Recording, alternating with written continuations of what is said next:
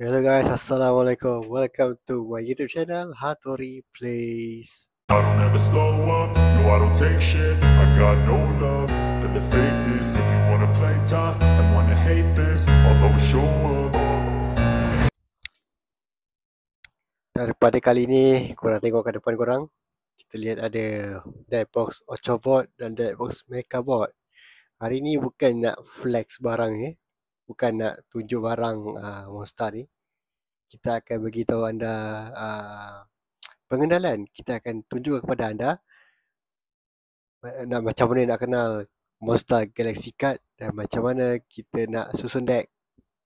Ini adalah video part yang pertama untuk tutorial Monster Galaxy Card. Jom kita settle. So dekat depan kita ni ada kad PP Zola dengan kad kuasa 3 coki-coki.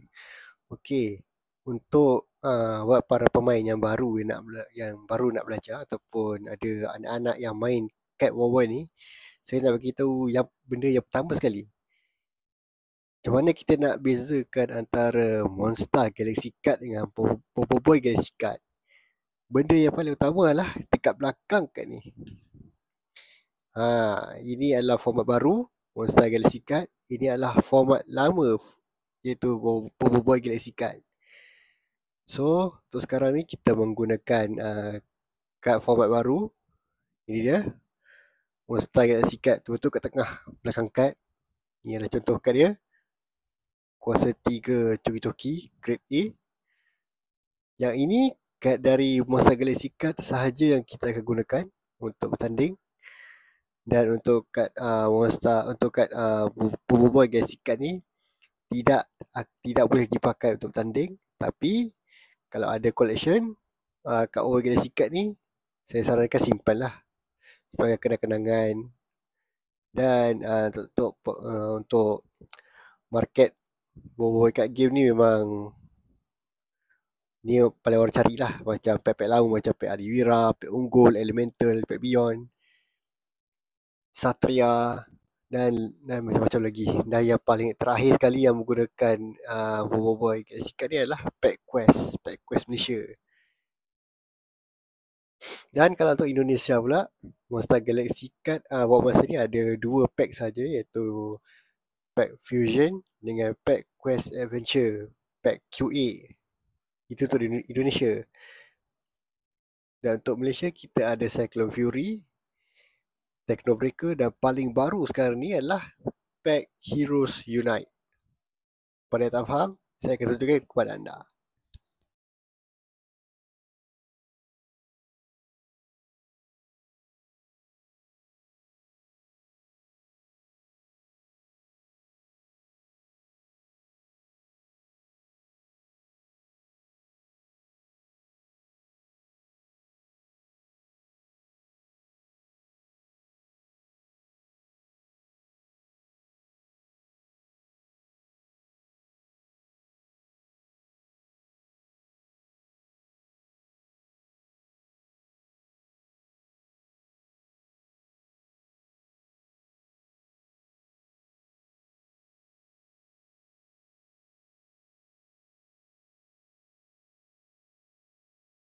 Baiklah, kita terus ke bahagian yang paling penting, iaitu macam mana kita nak bina satu deck untuk bertanding.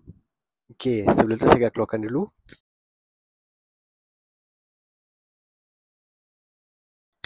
Okey, mula-mula sekali kita kena ada 30 kad untuk satu deck ni. Pastikan ada 30 dalam ni. Dan seeloknya saya sarankan untuk kalian bungkus kad korang dengan sleeve supaya kad ni lebih tahan lama. Jadi bila tahan lama, korang boleh simpan lah. Korang akan ada 30 kad campur dengan 3 kad kosong, iaitu api, air dan daun. Kalau untuk Monster Galaxy Card Indonesia, kita panggil list sebagai kartu suite. Kartu api, kartu air dan kartu daun.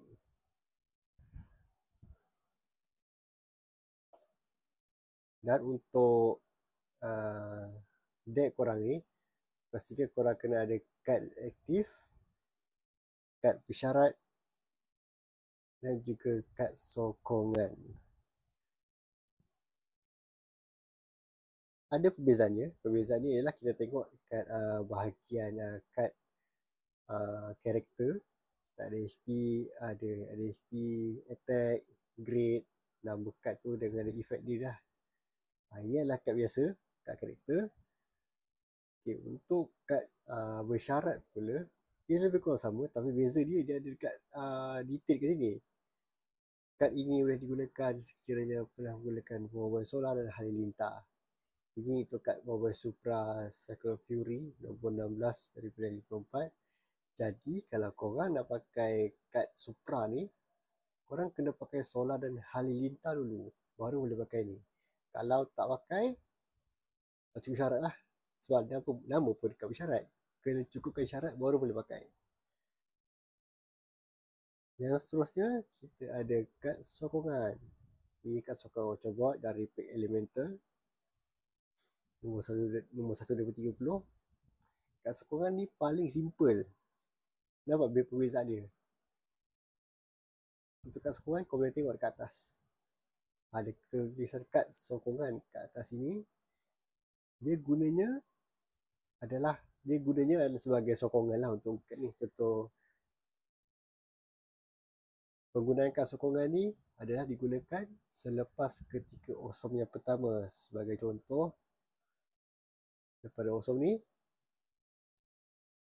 contohlah lepas dia awesome, terus lawan nak gunakan kad sokongan. So dia kena tunjukkan kat sini. So kad sokongan tu akan diaktifkan. Jadi secara ringkas saya boleh katakan, kad sokongan ni boleh digunakan sejurus selepas awesome yang pertama. Tapi kena tengok dulu lah HP dengan attack kat masing-masing macam mana kan. Jadi anda semua dah faham apa beza kad karakter, kad bersyarat dan juga kad sokongan. Kalau di Indonesia, untuk Monster Galaxy kat Indonesia, kad sokongan disebut kartu pendukung. Gunanya untuk mendukung suatu kad karakter yang sedang bermain di atas arena map.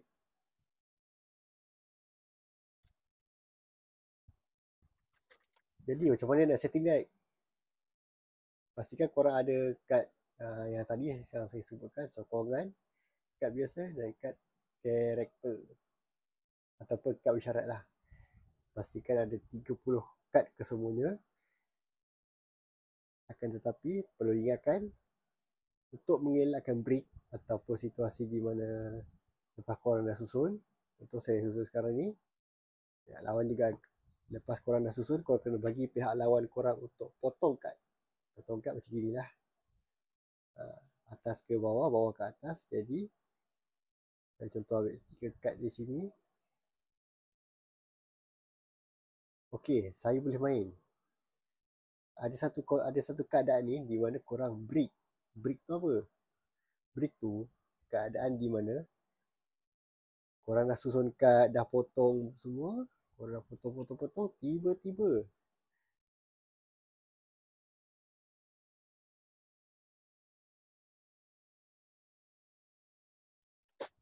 bayangkan situasi ini di mana anda break. Ada 2 sokongan dan 1 bersyarat. Akan gambar syaratnya menggunakan retaka, kena pakai retaka ataupun solar. Dan juga 2 kad sokongan atau 2 kartu pendukung. Jadi anda kalah lah. Tetapi katanya ada rule baru, iaitu rule mulligan.